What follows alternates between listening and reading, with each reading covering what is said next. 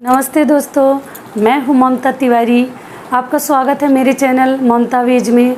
2020 की ये बहुत बड़ी समस्या है कि छठ पूजा को हम कैसे करें इस महासंकट की घड़ी में, और जहां की सोशल डिस्टेंसिंग का हमें बहुत ज़्यादा ध्यान रखना है, तो घर में हम कैसे करें। और बहुत सारे लोग छठ व्रत और दीपावली और गोवर्धन पूजा, इन सभी पूजा के समय अपने गांव चले जाते हैं, घर चले जाते हैं, लेकिन अभी चाह के भी कोई अपने गांव और घर नहीं जा सकते क्योंकि ट्रेन वगैरह का भी प्रॉब्लम है, चल नहीं रही हैं ट्रेनें। तो चलिए हम घर में कैसे इस पूजा को कर सकते हैं। तो सबसे पहले हमें क्या करना है, अगर जो अपने घर नहीं जा सकते हैं और उनके पास बर्तन भी बहुत ज़्यादा नहीं रहते हैं, क्योंकि इसके लिए शुद्ध बर्तन चाहिए, चूल्हा हमारा शुद्ध चाहिए। तो सबके घर में किचन में, रसोई में एक ही चूल्हा होता है। तो वो इस व्रत को कैसे वहाँ अपने ठेकुआ वगैरह बनाएंगे और छोटे से जगह में कैसे करेंगे। तो उनके लिए अगर आप चाहें तो छठ माता का व्रत, अगर ठेकुआ आप नहीं बना सकते हैं या चूल्हा जैसे आपका है उसमें आपने नॉनवेज वगैरह बनाया है, तो आप उसके ऊपर कैसे छठ माता का और भी प्रसाद वगैरह बना सकते हैं। तो इसके लिए आप क्या करें कि आप चाहें तो फल से भी छठ माता का व्रत, बस श्रद्धा होनी चाहिए, और फल के साथ भी आप आराम से छठ माता का व्रत कर सकते हैं, कोई प्रॉब्लम नहीं है। और ठेकुआ के जगह पे आप क्या करिए, चावल को भिगो लीजिए। चावल जो बोलते हैं ना, अरवा चावल को उसको भिगो लीजिए और उसको अच्छे से पीस लीजिए, किसी भी चीज़ में ग्राइंड कर लीजिए या सिलबट्टे पे, और पीस के उसमें आप चीनी या गुड़ कोई भी चीज़ मिला के आप उसको छोटे छोटे लड्डू सा बना सकते हैं। अगर ठेकुआ बनाने में आप सक्षम नहीं है तब उसके लिए उपाय है। अगर आप सक्षम हैं तब तो कोई प्रॉब्लम, समस्या नहीं है, आपके पास हर चीज़ है, सामग्री अलग सेपरेट, तो आप बना सकते हैं। अगर नहीं है तो उसके लिए मैं उपाय बता रही हूँ। तो आप फल पहले सारे खरीद लीजिए, और पूजा की सामग्री मैंने अपने लास्ट वीडियो में बताया ही है, तो वो सारी सामग्री आप ले लीजिए।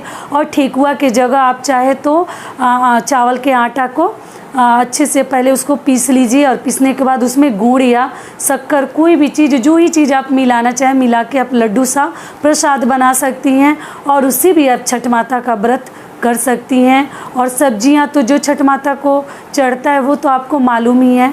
तो आप जैसे कि कद्दू, लौकी, मूली, यही सब, अदरक, हल्दी, यही सब चीज़ें, और जड़ सहित हम चढ़ाते हैं, पत्ता सहित उसको, उसके पत्ते वगैरह को नहीं निकालते हैं। नारियल भी चाहिए तो पानी वाला और जटा वाला चाहिए। तो इन सभी चीज़ों के साथ भी हम छठ व्रत को कर सकते हैं। तो ये था हमारा पहला उपाय। और दूसरा उपाय है कि अर्घ हम कैसे दें बिना बाहर गए। तो छठ व्रत का सबसे बड़ा जो नियम है, इसको खुला में ही हमें स्नान भी करना पड़ता है, जैसे बहती गंगा में, बहती तालाब में, बहते कोई भी चीज़ में, झील में, तो बहते ही जगह पे हमें छठ माता का पूजा कर सकते हैं। तो इसके लिए हमें, अगर हम नहीं बाहर जा रहे हैं, अगर जा रहे हैं तब तो ठीक है, अगर नहीं जा रहे हैं तो हम अपनी छत के ऊपर करेंगे। तो छत के ऊपर अब मिट्टी से पहले एक क्यारी सा बना लीजिए, और बना के उसमें ही पानी को जमा कर लीजिए, और फिर आप उसमें खड़े होके अर्घ दे दीजिए छठ माता को। उससे भी आपका छठ का व्रत आराम से पूर्ण हो जाएगा।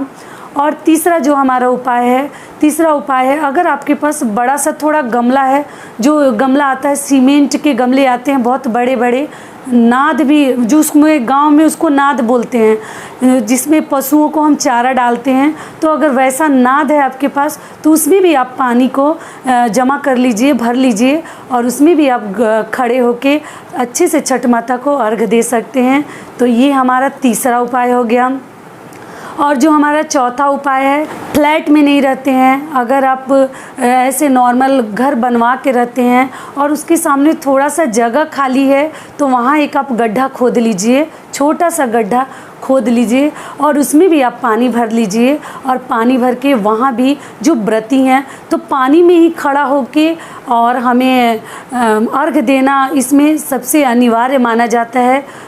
इसीलिए आप उसमें भी पानी भर के और वहाँ भी खड़ा होकर छठ माता का अर्घ दे सकती हैं, दोनों टाइम, सुबह और शाम।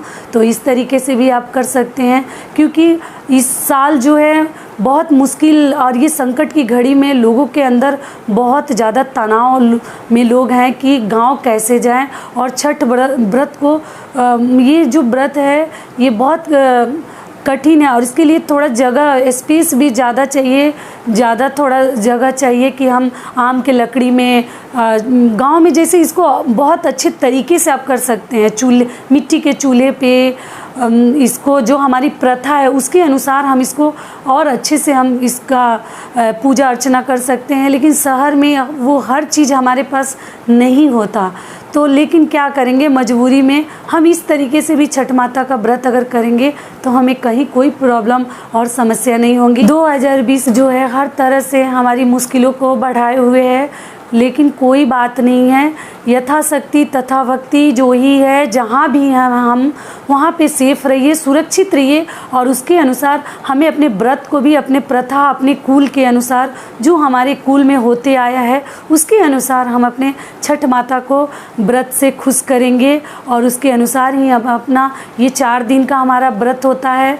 पहले दिन जो है हमारा खाना होता है, दूसरे दिन हमारा खरना होता है, उसके तीसरे दिन हमें शाम का हमारा अर्घ होता है और चौथे दिन जो है हमारा सुबह का अर्घ होता है। इस तरह से हम अपने व्रत को संपूर्ण करते हैं और अपनी छठ माता से हम यही प्रार्थना करते हैं कि हमारे पुत्र और पति और हमारे परिवार वालों को दीर्घायु दे, उन्हें स्वस्थ रखे, सुरक्षित रखे, इस संकट की घड़ी में सभी का निवारण करने और ये 2020 जो है अच्छे से गुजर जाए, सभी की मनोकामना और मनोरथ को पूर्ण करे और संतान प्राप्ति का ये बहुत बड़ा व्रत है। तो अगर आपके अंदर कोई भी मनोरथ को लेके अगर चिंता है, टेंशन है, तो आप माता को मन्नत करिए। माता आपकी हर मन्नत को पूर्ण करती हैं और सूर्यदेव की इसमें पूजा की जाती है। अगर आपको पसंद आते हैं तो मेरे चैनल को सब्सक्राइब कर दीजिएगा और बेल आइकन को प्रेस कर दीजिएगा, जिससे मेरे वीडियो के नए नोटिफिकेशन आप तक सबसे पहले पहुँचे। और भी मेरे वीडियोज़ को आप चेकआउट कर सकते हैं फ्रेंड, तो वहाँ जाके चेकआउट करिए। जैसे नवरात्रि में मैंने डाला था तो लोगों ने बहुत पसंद किया था मेरे कन्या पूजन को। तो इस तरीके से चलिए अब मैं आपसे विदा लेती हूँ और यहीं पे इस वीडियो को मैं समाप्त करती हूँ। जय छठ मैया।